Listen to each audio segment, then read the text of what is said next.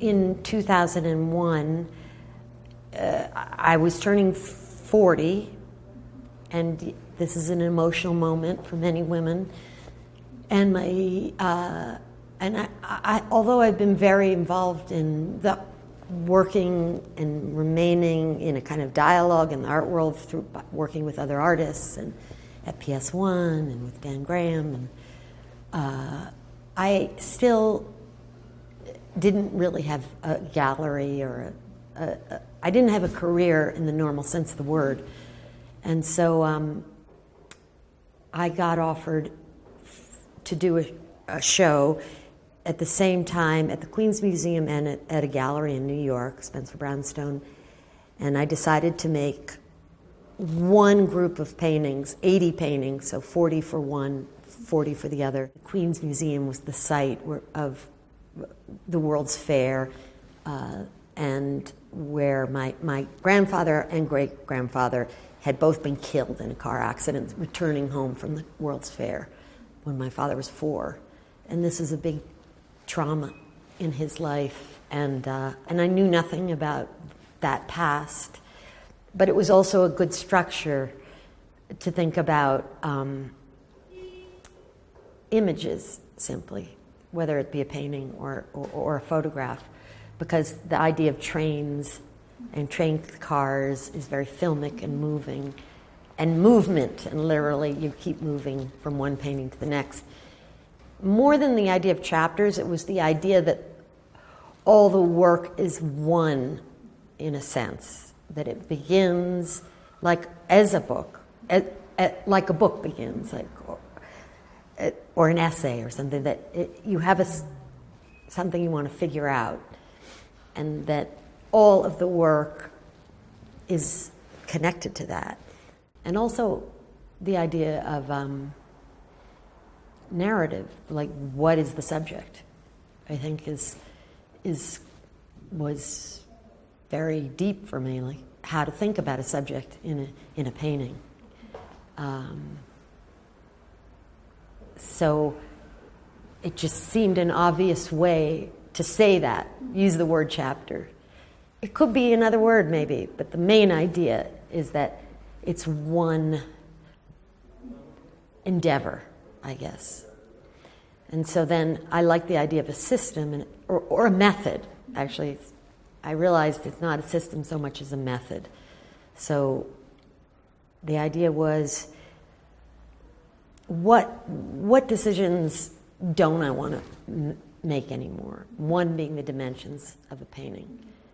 And so I began with this one dimension, which was based on this Cobra sculpture, and from there added on dimensions. So that took about 8 years. Now I'm at 10, and I'm pretty sure it's over with the dimensions.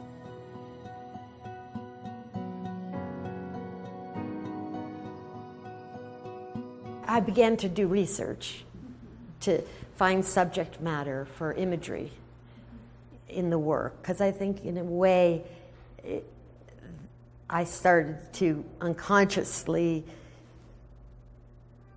try to think about the photograph in relation to the painting.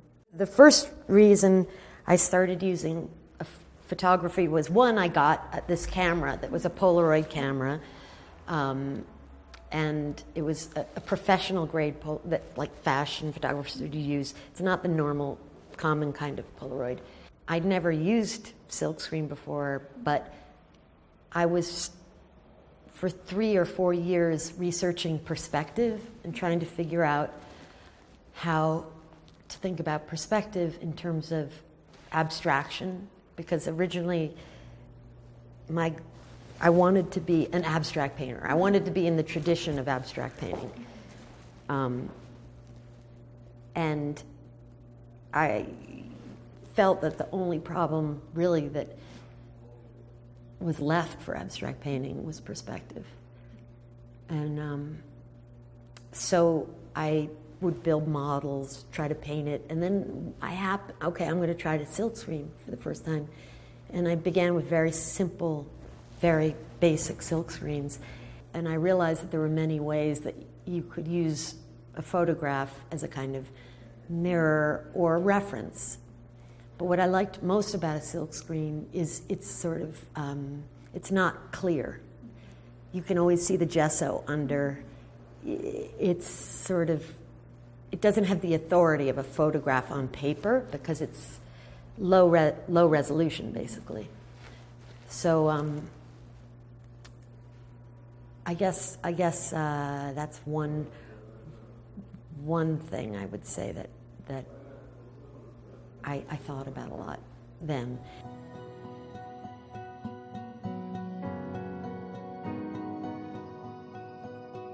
The context, I think it's both the place, but it's also what I'm already thinking about.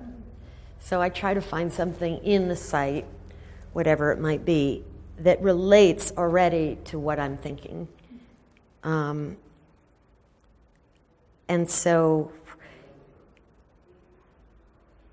yeah, I mean, I just have many different examples. So like that little painting, you have the blue one. It was just from a little photograph of my stepfather's sculpture, which was right next to the museum, the ICA in Boston, and it's reflective.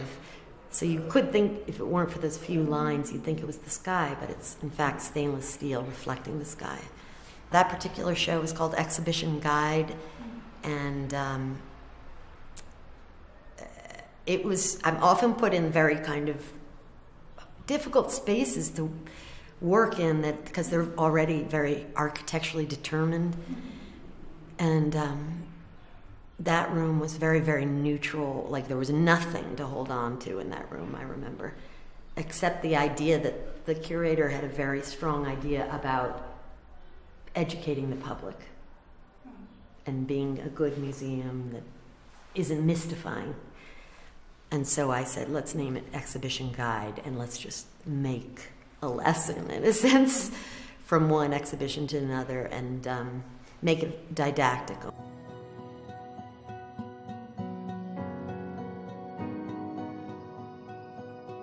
On the history of like forensic cops, and it just went into this very kind of interesting story about types of fingerprints, and then types of those types, and I could see that it could get more and more complicated with these fingerprints. But also I was working on Brazil at that point, making a big chapter on Brazil when I first did that image, and it looked like a map, because I was making a few kinds of different images of maps, which is another kind of perspective, and or it looked like kind of an aerial view of a landscape. Also, I think it's done with iron dust. I think that one. Yes. And then it's starting to go blue, right? Yes. Oxidize, yeah. So I like using kind of different kinds of pigments like iron or there was another one, iron, copper, different kinds of things like that.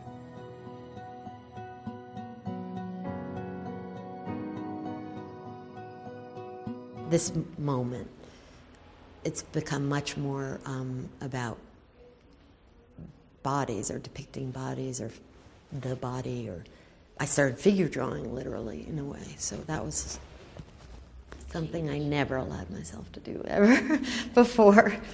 I've been having so much pleasure in painting on silk screens of other paintings. And it's just a simple idea, really, but how do you paint on a painting or paint on an image? So it freed me up to figure out another way to paint. I like that it breaks the isolation of the picture. So there's the isolated silkscreen of an image, of a painting, and then you paint on it, and it opens. It breaks that authority, I guess. I mean, you can change it. Many times I've used images of other artists' work or portraits of other artists, and I feel it's sort of writing my own art history to have those references in. So if I do it, it's because that's important to my thinking. If I use another artist or if I do their portrait, it's definitely like a clue to my thinking.